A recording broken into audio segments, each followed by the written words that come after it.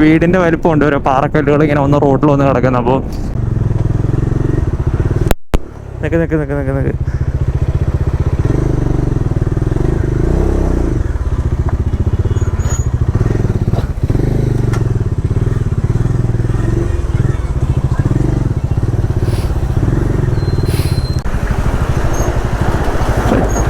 ചെളിയ ചവിട്ടി മതി. തട്ടിയില്ലല്ലോ.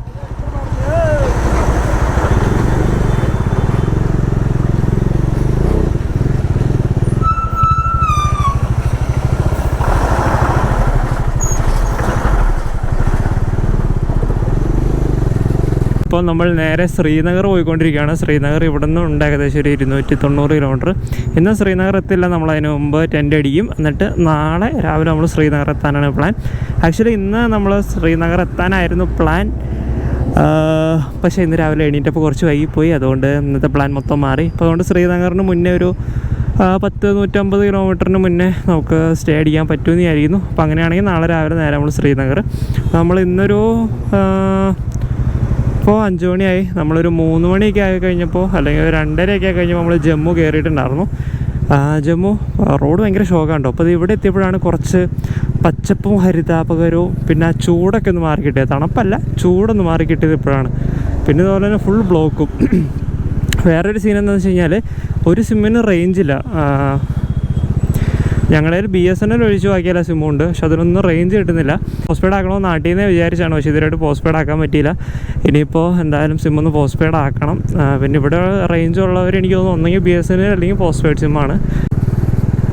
Road show കണ്ടോ. നമുക്കിപ്പോൾ കിട്ടിക്കൊണ്ടിരിക്കുന്ന മൈലേജ് 30 കിലോമീറ്റർ കേട്ടോ. നമുക്ക് 35 കിലോമീറ്ററൊക്കെ മൈലേജ് കിട്ടുന്നുണ്ടായിരുന്നു 2 ദിവസമൊക്കെ. പിന്നെ പെട്രോളിൻ്റെ ക്വാളിറ്റി മാറണതും റോഡ് കണ്ടീഷൻ മാറുന്ന അനുസരിച്ച് കുറഞ്ഞു വരുന്നുണ്ട്. ഏറ്റവും കുറവ് പോയത് 26ഉം ഏറ്റവും മാക്സിമം നിലവിൽ റൈഡിൽ കിട്ടിയത് 35ഉമാണ്. ഇന്നിപ്പോൾ 30ആണ് കിട്ടിക്കൊണ്ടിരിക്കുന്നത്. റൈഡ് ഫുള്ള് കംപ്ലീറ്റ് ചെയ്തതിന് ശേഷം എന്തായാലും കുറച്ച് വീഡിയോസ് ഞാൻ ചെയ്യുന്നുണ്ട്. റൈഡിൻ്റെ മൊത്തത്തിലുള്ളൊരു എക്സ്പീരിയൻസും എക്സ്പെൻസും മൈലേജും ശ്രദ്ധിക്കേണ്ട കാര്യങ്ങളും ഒക്കെ. അപ്പോൾ നെക്സ്റ്റ് നിങ്ങൾ ഇനിയിപ്പോൾ റൈഡ് പ്ലാൻ ചെയ്യുമ്പോൾ നിങ്ങൾക്ക് വേണ്ട എല്ലാ കാര്യങ്ങളും ആ വീഡിയോസിലുണ്ടാവും. ഈ ഒരു വീഡിയോ നിങ്ങൾ കാണുന്നത് ചിലപ്പോൾ ഒരുപാട് ലേറ്റ് ആയിട്ടായിരിക്കും. അതുകൊണ്ട് ഞാൻ വീഡിയോസിൽ ഡേറ്റ് ഞാൻ ഇനി പറഞ്ഞ് വീഡിയോസ് എടുക്കാം. അതായത് ഇന്ന് ഞായറാഴ്ചയാണ്, അതായത് സെപ്റ്റംബർ 28 ഞായറാഴ്ചയാണ് ഈ ഒരു വീഡിയോ ഷൂട്ട് ചെയ്യുന്നത്. കറൻ്റ് ഇപ്പോൾ ലഡാക്കിൽ പ്രശ്നങ്ങൾ നടന്നുകൊണ്ടിരിക്കുകയാണ്. ഞങ്ങൾ മിക്കവാറും ഇന്ന് ഉദംപൂരായിരിക്കും സ്റ്റഡി ചെയ്യുന്നത്. ഈ സാധനം ലൂസായി പോയതാട്ടോ.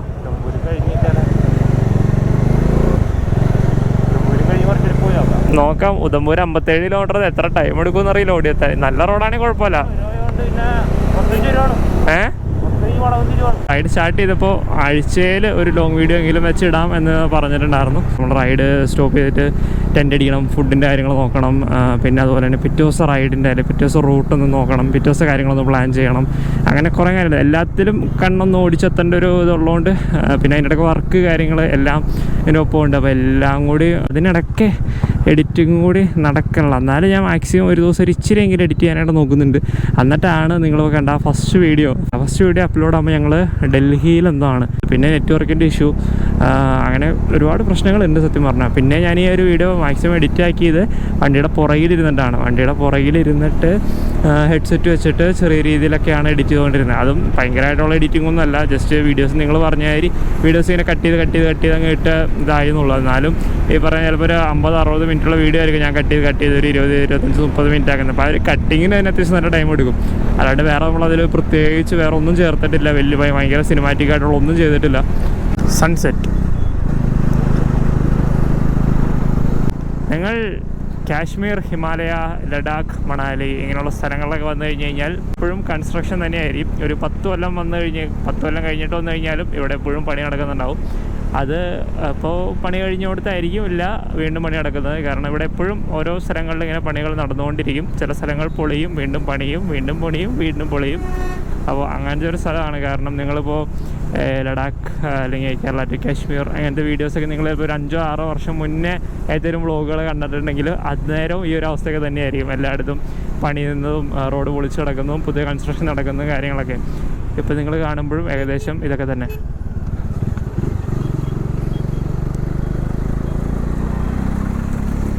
പിന്നെ നിങ്ങളൊരു 5 വർഷം കഴിഞ്ഞിട്ട് ആരെങ്കിലും വീഡിയോ കണ്ടു കഴിഞ്ഞാലും അതിലിതൊക്കെ തന്നെയായിരിക്കും. ഇത്രയും നേരം ചൂടെടുത്ത് ചത്തിരിക്കുകയായിരുന്നു. ഇപ്പോൾ ചെറിയ തണുപ്പൊക്കെ വരുന്നുണ്ട്, നല്ല സുഖം.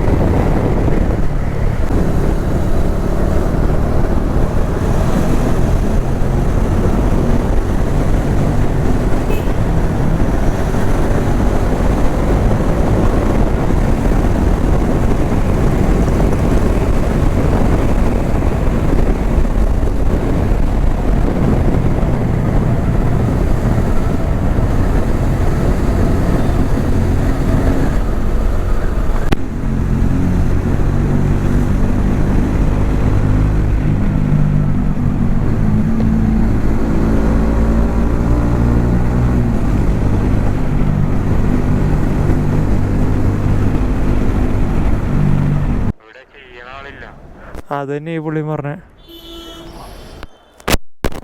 പോണ വഴിക്ക് നോക്കാം, വാ.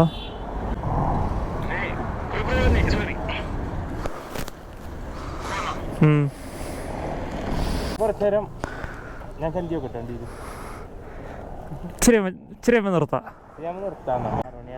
6:30 നിർത്തൂല്ലേ സാറിന്റെ?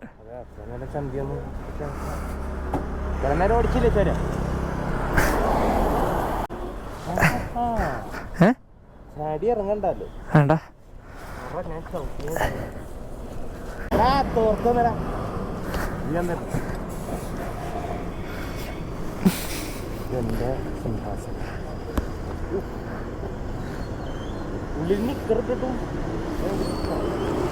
അത്യാവശ്യം നല്ല തണുപ്പും കാര്യങ്ങളൊക്കെ ആയി തുടങ്ങിയിട്ടുണ്ട്. എന്നുവെച്ചാൽ വലിയ തണുപ്പൊന്നുമല്ല, എന്നാലും ഇത്ര നേരം ചൂടത്ത് ഇങ്ങനെ വന്നിട്ട് ചെറിയൊരു തണുത്ത കാറ്റൊക്കെ വരുമ്പോൾ നല്ല രസം.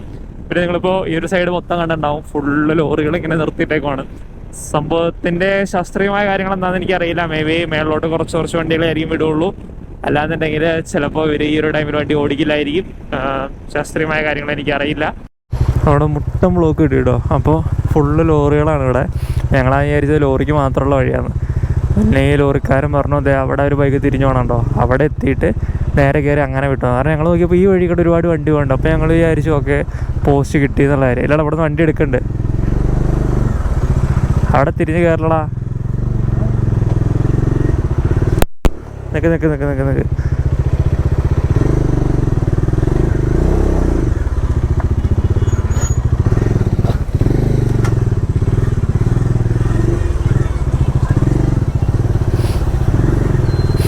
അപ്പോൾ ഇവിടെയാണെങ്കിൽ ഫുള്ള് ഇങ്ങനെ ലോറി കൂടിയും കിടക്കുക. അപ്പോൾ ഞങ്ങൾ ഈ അപ്പുറം വഴി കൂടെ വണ്ടി അങ്ങോട്ട് പോകുന്നുണ്ട്. അപ്പോൾ ഞങ്ങൾ വിചാരിച്ചു ഓക്കെ ഇത് ലോറിക്ക് മാത്രമുള്ള വഴിയായിരിക്കും, ഞങ്ങൾ പെട്ടതായിരിക്കും. പിന്നെ ആ ലോറിക്കാരൻ പറഞ്ഞു സംഭവം അതല്ല, നിങ്ങൾ ആ സൈഡ് കാണുന്നത് അതിപ്പോൾ ഇത് 1 വേ അത് 1 വേ. ഊമ്പി ഞങ്ങൾക്ക് ഇവിടെ ആയിരുന്നൂടെ തിരിയണ്ടേ, ഇവിടുന്ന് അപ്പുറം സൈഡ് കയറിയിട്ട് പൊക്കോന്നാണ് നമ്മളോട് പറഞ്ഞത്. പക്ഷെ കയറി വന്ന വഴിക്ക് ആ സ്ഥലം കടന്നുപോയി. അവിടെ പിന്നെ നിർത്തി തിരിക്കൽ പാടാണ്. നമ്മുടെ വണ്ടിയുടെ കണ്ടീഷനും പുറകെ ലോറിക്കാരും എല്ലാം കൂടി ഉള്ളതുകൊണ്ട് പാടാണ്. അതുകൊണ്ട് ഇവിടെ ഇപ്പോൾ ഇത്രയും ബ്ലോക്ക് ആയതുകൊണ്ട് എല്ലാ വണ്ടികളും അങ്ങനെ ആ ഒരു റോങ് സൈഡ് കയറിയാണ് പോണേ. കാരണം ഇവിടെ ഇത്ര ലോറികൾ മാത്രം ഇങ്ങനെ പോയിക്കൊണ്ടിരിക്കുന്നതുകൊണ്ട് ഈ വഴി വീണ്ടും ഇതുവരെ ബ്ലോക്ക് കിട്ടും. അന്നേരം നമുക്കിട്ട് നല്ല പോസ്റ്റ് കിട്ടും. ഇനിയിപ്പോൾ അടുത്ത എക്സിറ്റ് നോക്കണം, അപ്പോൾ അതിന് മുന്നേ അടുത്ത ബ്ലോക്ക് കിട്ടാൻ ചാൻസ് ഉണ്ട്. അപ്പോൾ എല്ലാ വണ്ടികളും മറ്റേ റോങ് സൈഡ് കയറി തന്നെയാട്ടോ പോണേ. ഇനിയിപ്പോൾ ഇത് അടുത്ത എക്സിറ്റ് ഇല്ല, വീണ്ടും പെട്ടു. അവിടെ ഇട്ട് തിരിച്ചാൽ മതിയായിരുന്നു. ഇനി തിരിച്ചു കഴിഞ്ഞാൽ നടക്കില്ല.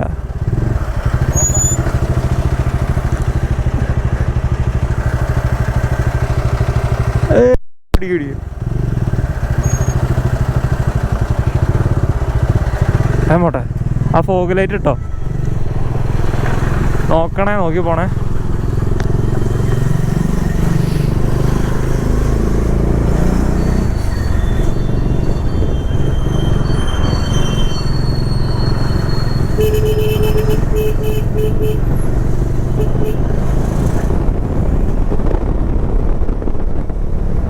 ഫോഗ് ലൈറ്റ് ഇട്ട് കൊടുക്കണം, അമ്മാര് ശ്രദ്ധിക്കില്ല.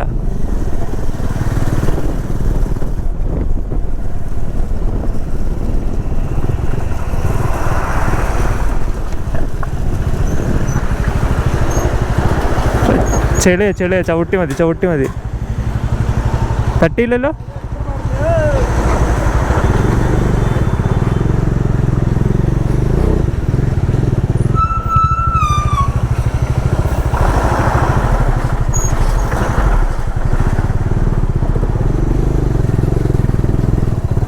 ഇവിടെ ഇവിടെ ഇവിടെ ഇവിടെ ഇവിടെ ഇവിടെ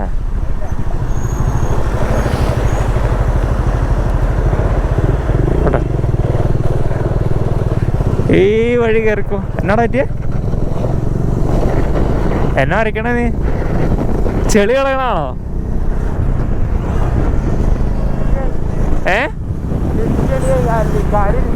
ആ ഏതോ വൺ വേ ആണ്, ഇച്ചിരി ശ്രദ്ധിച്ച് പിടിച്ചോ. ഇല്ലാന്നുണ്ടെങ്കിൽ നമ്മൾ ഇതുപോലെ ഇങ്ങനെ ബ്ലോക്ക് ഇട്ട് ലോറിയിലെ ഡ്രൈവർമാരെല്ലാവരും ഇതിലെ ഡോറൊക്കെ തുറങ്ങിയിട്ട് പുറത്തിറങ്ങിയിരിക്കുകയാണ്. കാരണം ഇവിടെ പെട്ടെന്നൊന്നും പോക്ക് കിടക്കില്ല. നമ്മളോട് ഒരു ഡ്രൈവർ പറഞ്ഞപ്പോഴാണ് ഞങ്ങളൊക്കെ അന്ന് അങ്ങനെ ചെയ്യാതെ വിചാരിച്ചത്. കാരണം എല്ലാ വണ്ടിയും ഈ വൺ വേ കൂടെ തന്നെയാണ് കയറി പോണേ. ഇവിടെ ഇപ്പോൾ ഒരു മതിയായ കല്ലൂടെ റോട്ടിൽ കിടക്കണ്ടായിരുന്നു. അത് ഈ മലയിൽ ദുരന്തയായിട്ട് വന്ന. അപ്പോൾ ഈ ഒരു മണ്ണ് അപ്പോൾ ഈ ഒരു ഏരിയയിൽ ഏറ്റവും കൂടുതൽ ഡേഞ്ചറസ് ആയിട്ടുള്ള ഒരു കാര്യം ഇതാണ്. ഷൂട്ടിംഗ് സ്റ്റോൺസ് ഉണ്ടാവും. ഷൂട്ടിംഗ് സ്റ്റോൺസ് എന്ന് പറഞ്ഞ ഇതുപോലെ പാറപ്പുറത്ത് നിന്ന് ഇതുപോലെ വലിയ വലിയ പാറകൾ ഉരുണ്ട് റോട്ടിലോട്ട് വീഴും. അതാണ് ഷൂട്ടിംഗ് സ്റ്റോൺസ്. നിങ്ങൾ കുറേ വീഡിയോസൊക്കെ കണ്ടിട്ടുണ്ടാവും. അപ്പോൾ അങ്ങനെ ഒരുപാട് പ്രശ്നങ്ങളൊക്കെ ഉണ്ട്. ഇപ്പോൾ ഒരുപാട് അപകടങ്ങൾ നിറഞ്ഞിട്ടുള്ള റൈഡ് തന്നെയാണ് ലേ ലഡാക്ക് അങ്ങനെയുള്ള സിറ്റുവേഷൻസൊക്കെ. ഇതാണ് കണ്ടീഷൻ. അപ്പോൾ ഈ ഒരു സിറ്റുവേഷനിൽ ഞങ്ങൾ ഒരു 6 മണി 6:30 റൂം നോക്കാമെന്നാണ് വിചാരിച്ചത്. പിന്നെ നെറ്റ്വർക്കും കാര്യങ്ങളൊന്നും ഇല്ലാത്തതുകൊണ്ട് അങ്ങോട്ടേക്കുള്ള കണ്ടീഷൻ എങ്ങനെയാണെന്ന് വലിയ പിടുത്തമൊന്നും ഉണ്ടായിരുന്നില്ല. ഇതൊക്കെ മണ്ണിടിഞ്ഞതാണ്ടോ. ഇനിയിപ്പോൾ ഇവിടെ തൊട്ടടുത്തൊരു പമ്പ് കാണുന്നുണ്ട്. അപ്പോൾ അവിടെ ടെൻ്റ് അടിക്കാൻ ചോദിച്ചു നോക്കാമെന്ന് വിചാരിച്ചിട്ടാണ്. ഈ ഒരു കണ്ടീഷനിൽ ഇനിയിപ്പോൾ വണ്ടി ഡ്രൈവ് ചെയ്യാമെന്ന് പറഞ്ഞാൽ നടക്കുന്ന കാര്യമില്ല. പിന്നെ നമുക്ക് സ്റ്റേയും കാര്യങ്ങളൊന്നും മര്യാദയ്ക്ക് അടിക്കാൻ പറ്റിയെന്ന് വരില്ല.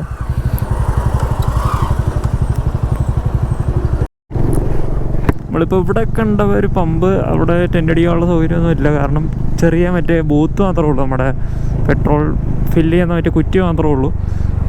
പിന്നെ മാത്രമല്ല 40 എന്ന് പറഞ്ഞു കഴിഞ്ഞാൽ മാതിരി പൊടിയാണ്. അപ്പോൾ അവിടെ ടെൻ്റ് അടിച്ചാൽ ശരിയാവില്ല. ടെൻ്റ് അടിക്കാനുള്ള സൗകര്യം അവിടെ ഇല്ല. അങ്ങനെ എന്താണെന്ന് അറിയില്ല, നോക്കട്ടെ. മുമ്പിൽ ഞങ്ങൾ റിജക്റ്റ് ചെയ്തു. ഈ ടെൻ്റ് അടിക്കണ പരിപാടി അത്ര ഈസി അല്ല കേട്ടോ. അതായത് നമുക്ക് ചെല്ലുമ്പോൾ തന്നെ മോനെ അടിച്ചോ എന്ന് പറയുന്നില്ല. നമ്മളൊരു 3-4 പമ്പൊക്കെ ഒരു ദിവസം ചോദിച്ചു കഴിയുമ്പോഴാണ് ആരെങ്കിലും ടെൻ്റ് അടിക്കാനായിട്ട് സ്ഥലം തരുന്നത് കേട്ടോ. ഇനിയിപ്പോൾ ഈ പൊളിഞ്ഞ റോട്ടിൽ കൂടെ പൊടി പിടിച്ച കാട്ടിക്കടെ ഇനിയും നടക്കണം അടുത്ത പമ്പ് തേടി. ഏഷ്യ കപ്പ് ഫൈനൽ നമ്മൾ ജയിച്ചിരിക്കുന്നു. നമ്മൾ കാശ്മീരിലാണുള്ളത്. അവിടെ പടക്കം പൊട്ടിക്കുന്നു. ആഹാ, നമുക്ക് ഇന്നലെ രാത്രി ഇവിടെ തൊട്ടടുത്തൊരു സ്റ്റേ കിട്ടിയായിരുന്നുണ്ടോ. നമ്മൾ പമ്പ് കാര്യങ്ങളൊക്കെ കുറേ അന്വേഷിച്ചിട്ട് പരിപാടിയൊന്നും നടന്നില്ല. കാരണം ഇവിടെ ഇപ്പോൾ പകല് ഇപ്പോൾ ഈ സൈഡിലൊന്നുമില്ല. അപ്പുറം സൈഡിലോട്ടൊക്കെ ഇങ്ങനെ വലിയൊരു വീടിൻ്റെ വലിപ്പമുണ്ട്. ഓരോ പാറക്കല്ലുകൾ ഇങ്ങനെ ഒന്ന് റോഡിൽ വന്ന് കിടക്കുന്നത്. അപ്പോൾ അവിടെ പമ്പിനൊക്കെയാണെങ്കിൽ മേൽക്കൂര പോലും ഇല്ലാത്ത ചുമ്മാ നോർമൽ പമ്പാണ്. പിന്നെ ഭയങ്കര പൊടിയാണ് രാത്രി. ഞങ്ങൾ കുറച്ചൊക്കെ കണ്ടു കാണും. അപ്പോൾ ആ ഒരു സാധനത്തിന് അപ്പോൾ അവിടെ ടെൻ്റ് അടിക്കാനായിട്ട് ഒന്നാമത്തെ കാര്യം പമ്പുകാർ സമ്മതിക്കാനുള്ള, രണ്ടാമത്തെ കാര്യം പമ്പുകാർ സമ്മതിച്ച് കഴിഞ്ഞാൽ തന്നെ ഭയങ്കര ശോകമാണ്. പിന്നെ ഞങ്ങൾക്ക് ഒരുപാട് പമ്പ് നോക്കി പോയി ലാസ്റ്റ് ഒരു 8:30 വരെ റൈഡ് ചെയ്തു. അപ്പോൾ ഇവിടെ പിന്നെ ഒരു പോലീസുകാരൻ നമുക്കോട് പറഞ്ഞു ഇവിടെ റൂമുണ്ട്, എടുക്കുന്നതായിരിക്കും നല്ലതെന്ന് പറഞ്ഞത്. അതൊക്കെ ഉരുളുപൊട്ടി വന്നതാണെന്ന് തോന്നുന്നു. അതെ, ഉരുളുപൊട്ടി വന്നതാണ്. അപ്പോൾ ഇവിടെ നമ്മൾ ഇന്നലെ റൂം എടുത്തു. അപ്പോൾ റൂം എടുക്കുമ്പോൾ ഞങ്ങൾ മാക്സിമം ബാർഗെയിൻ ചെയ്യും. അമ്മമാർ പറയുന്നതിൻ്റെ പകുതി റേറ്റിലൊക്കെ നമുക്ക് കിട്ടും. പക്ഷെ നമ്മൾ നോർമലായിട്ട് എടുക്കുന്ന ഒരു ഫെയർ ആയിരിക്കും. ഇവിടുത്തെ റേറ്റിനേക്കാളും കൂടുതൽ അവർ പറയുന്നു മാത്രമേ ഉള്ളൂ. ശരിക്കും ഒരു ഫെയർ പ്രൈസിലോട്ടാണ് നമ്മൾ ബാർഗെയിൻ ചെയ്ത് എത്തിക്കുന്നതെന്ന് മാത്രം. അപ്പോൾ നമ്മൾ ഇന്നലെ അവിടെ റൂമും കാര്യങ്ങളൊക്കെ എടുത്ത് രാവിലെ ചെക്കൗട്ട് ചെയ്തു. ഇന്നിപ്പോൾ നമ്മൾ നേരെ ശ്രീനഗറാണ് പോകുന്നത്. ശ്രീനഗർ പോയിട്ട് ഗുൽമർഗ് പോകാനൊരു പ്ലാനുണ്ട്, പെഹൽഗാം പോകാനൊരു പ്ലാനുണ്ട്.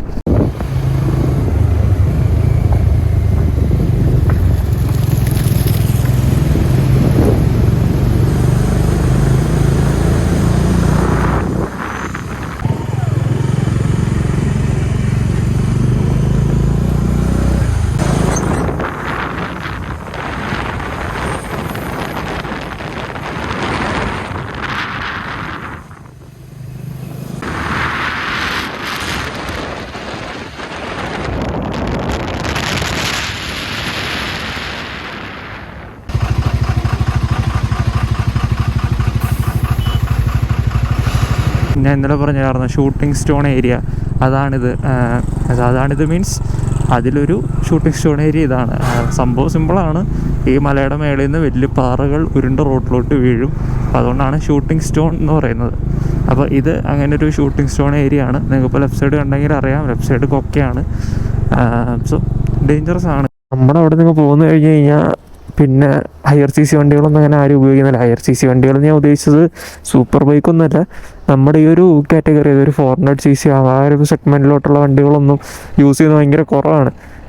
മോസ്റ്റ്ലി സ്പ്ലെൻഡറും പിന്നെ അതുപോലെ തന്നെ അങ്ങനെ മോസ്റ്റ്ലി സ്പ്ലെൻഡർ അങ്ങനെ അതുപോലെയുള്ള വണ്ടികളാണ് കൂടുതൽ ഇവിടെ ആൾക്കാർക്ക്. അതാണ് കൺവീനിയൻറ്റ്. അപ്പം അങ്ങനത്തെ വണ്ടിയാണ് യൂസ് ചെയ്യാം. പിന്നെ ഈ പറയുന്ന പൾസർ വരെ ഇവിടെ അത്യാവശ്യം കുറവാണ്. എന്നാലും പൾസറൊക്കെ അത്യാവശ്യം ഉണ്ട്. ഇവർക്ക് ഡൊമിനാർ കണ്ടിട്ട് മനസ്സിലായില്ല എന്നാണ് എനിക്ക് തോന്നുന്നത്. നമ്മുടെ അടുത്ത് ഇത് ഏതിൻ്റെയാന്നൊക്കെ ചോദിച്ചു. ഏറ്റവും വലിയൊരു പ്രശ്നം ഇതാണ്. ഒന്നാമത്തെ കാര്യം ഡൊമിനാറിന് സർവീസ് ഒരു സ്ഥലത്തും ഇല്ല. ഒന്നാമത്തെ കാര്യം പറഞ്ഞാൽ നമ്മുടെ ഓൺലൈനിൽ വെച്ച് നമ്മുടെ നാട്ടിൽ തന്നെ ഏറ്റവും നല്ല സർവീസ് ഉള്ളത്. പുറത്തോട്ട് വന്നു കഴിഞ്ഞാൽ ഭയങ്കര ശോകമാണ്.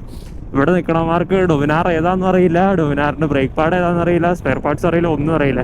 ഒരു 2 മണിക്കൂർ കോളിന് ശേഷം ഒരു ബ്രേക്ക് പാഡ് എടുത്ത് തന്നു. അതാണെന്നുണ്ടെങ്കിൽ എനിക്ക് ബ്രേക്ക് പാഡ് കിട്ടിയപ്പോൾ ചെറിയ ഡൗട്ട് ഉണ്ടായിരുന്നു. പിന്നെ നമുക്ക് നെറ്റ്വർക്ക് ഇല്ലാത്തതുകൊണ്ട് നോക്കാൻ പറ്റില്ലല്ലോ. പിന്നെ അവിടെ നിന്ന് ഒരു പുള്ളിയുടെ ഹോട്ട്സ്പോട്ടിൽ ഞാൻ ജസ്റ്റ് ചെക്ക് ചെയ്ത് നോക്കുമ്പോൾ നമ്മുടെ വണ്ടിയുടെ ബ്രേക്ക് പാഡല്ല, പാസ്പോർട്ട് അടിച്ച് നോക്കുമ്പോൾ. പിന്നെ അവർ പിന്നെ ലാസ്റ്റ് തപ്പിപ്പറക്കി വേറെ ഒരെണ്ണം എടുത്തു തന്നു. BS4 UG version, BS4 വെർഷനാണ്. അതായത് UG വെർഷൻ അല്ല. അതാണെങ്കിൽ നോൺ ABS മോഡലും. അപ്പോൾ നമ്മുടെ അത് നോൺ ABS മോഡൽ ഇതിൽ സ്യൂട്ട് ആവുമെന്നുള്ള കാര്യം എനിക്ക് കറക്റ്റ് അറിയില്ല.